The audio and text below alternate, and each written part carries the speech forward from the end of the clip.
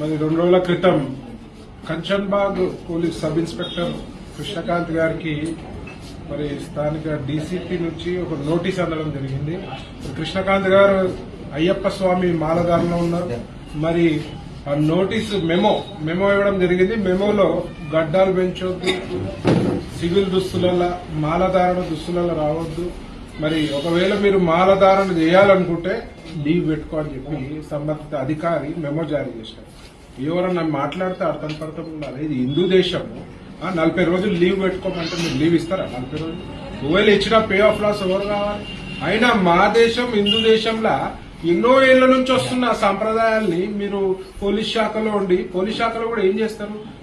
ఖాకీ uniform వేసుకొని నల్ల రంగు కండువా వేసుకుంటారు. అందులో తప్పు లేదు. చెప్పులు వేసుకో తప్పు లేదు. అదే ముస్లింల పండగ రంజాన్ మాసంలో స్పెషల్ అలవెన్స్లు ఇస్తారు. 4 గంటలకే వదిలేస్తారు. నమాజ్ చదవనికి 5 పూటల పర్మిషన్ ఇస్తారు. మరి హిందువుల పండుగలకు వచ్చే వరకే మరి ఎందుకు ఈ వత్తాసని నేను అడుగుతున్నాను. ఈ డిఫరెన్షియేట్ ఎందుకు చేస్తుంది? మరి హిందువులందరూ కూడా మరి అయ్యప్ప స్వాములు గాని హిందువులందరూ గాని మరి రోడ్డు మీదకి వస్తే మాత్రం పరిస్థితులు దారుణంగా ఉంటాయి. మరి ముఖ్యంగా పోలీస్ శాఖ లా అండ్ ఆర్డర్ కంట్రోల్ చేయాల్సిన పోలీస్ శాఖల్లో ఇట్లాంటి తప్పిదాలు జరిగితే మాత్రం ఏ హిందూ సంఘాలు కూడా ఊరుకునే పరిస్థితి ఉండదు. ముఖ్యంగా రేవంత్ రెడ్డి గారికి ఒకటే చెప్తున్నా, హోంశాఖ మీ దగ్గరనే పెట్టుకుర్రు, దాచుకొని భద్రంగా పెట్టుకుర్రు. మరి హోంశాఖ ఆధ్వర్యంలో జరగాల్సిన మీటింగ్లలో ఏం జరగాలి, ఏం చెప్పాలి, హిందువుల మనోభావాలు కించపరచుకుంటా పోలీసులు ఎట్లా వ్యవహరించాలి అనేది మీకు చెప్పలేదా? మరి మీరు నేర్చుకోలేదా?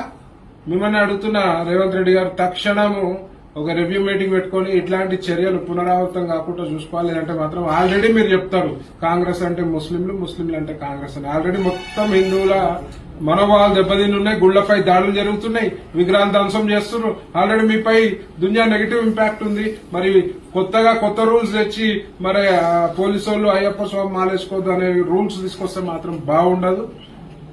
అందరూ కూడా మరి రోడ్డుపైకి వస్తే మాత్రం మీ ప్రభుత్వం తీరు మాత్రం తీవ్రంగా నిరసనిస్తారని చెప్పి ఈ హిందూ సమాజంలో మీరు హిందూ ద్రోహిగా మిగలొద్దని చెప్పి మనస్ఫూర్తిగా కోరుకుంటున్నాను. జై శ్రీరామ్.